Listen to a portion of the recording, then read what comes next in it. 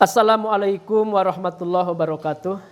Alhamdulillahilladzi farradas siyam wasilatan littaqwa wassalatu wassalamu ala nabiyil mustafa wa ala alihi wa sahbihi ahli sidqi wal wafa. Sahabat-sahabat sekalian, kita menjelang berpuasa. Artinya bulan Ramadan, kita sedang menghitung hari akan kita jalani. Ada beberapa hal yang harus kita antisipasi dalam kondisi wabah yang sedang merebak ini, COVID-19. Apa itu? Yang pertama, kita tetap harus mengikuti anjuran pemerintah. Yang di pemerintah itu di situ ada ahli kesehatan, di situ juga ada ahli agama, dalam hal ini MUI. Maka berangkat dari situ, titik tolak itu kita semua tentu saum tahun ini berbeda dengan saum-saum sebelumnya. Contohnya, kita biasanya ada tarawehan. Maka saum kali ini kalau merujuk kepada fatwa MUI, zona-zona merah, maka tidak boleh ada di situ perkumpulan orang banyak, termasuk aktivitas peribadahan. Maka dengan itu kita sami'na wa ata'na kepada pemerintah, satu, taraweh di rumah masing-masing saja. Ada hikmahnya tentu. Anak kita bisa jadi gantian jadi imam. Kita yang biasanya di masyarakat tidak jadi imam, belum teruji, jadi bahan untuk latihan kita gitu ya. Terus ada kebersamaan, ikatan emosional, suami, istri, anak-anak gitu ya. Di situ ada kultumnya.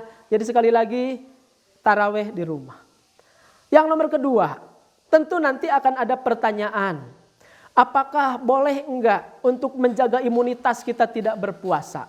Ya, atau karena takut virusnya ada di tenggorokan, tidak minum jadi tidak terbawa ke lambung dan tidak dimusnahkan oleh asam lambung.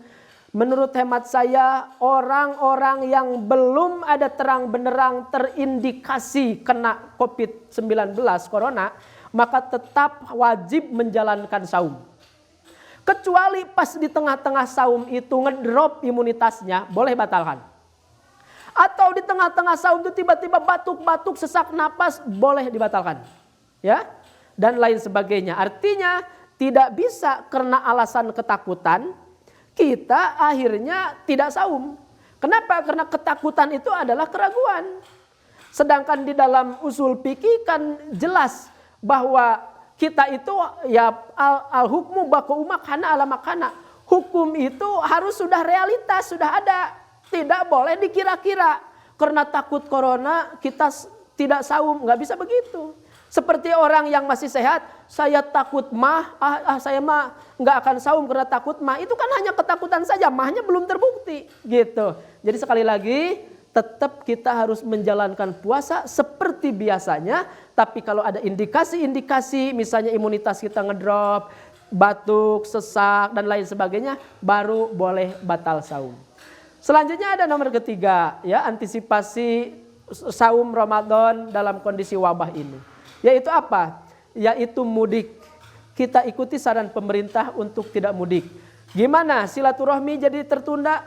Silaturahmi zaman sekarang bisa telekonferensi, ya, bisa pakai WhatsApp dan lain sebagainya.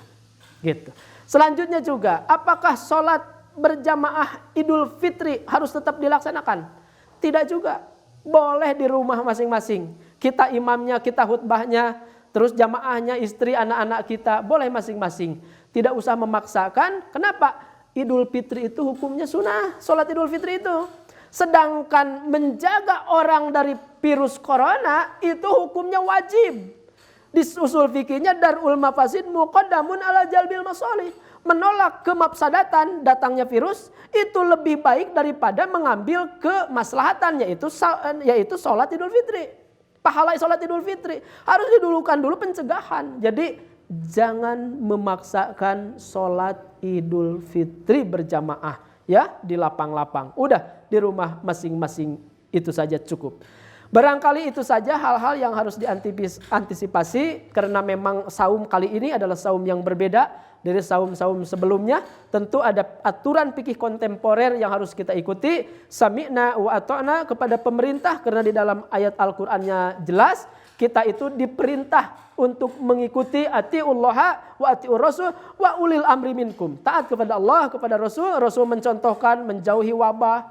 Itu harus memang dijauhi seperti kita lari dari singa. Selanjutnya kepada ulil amri, pemerintah, kita juga harus taat. Karena di dalam pemerintah ada ahli kesehatan, ada ahli agama dan lain sebagainya.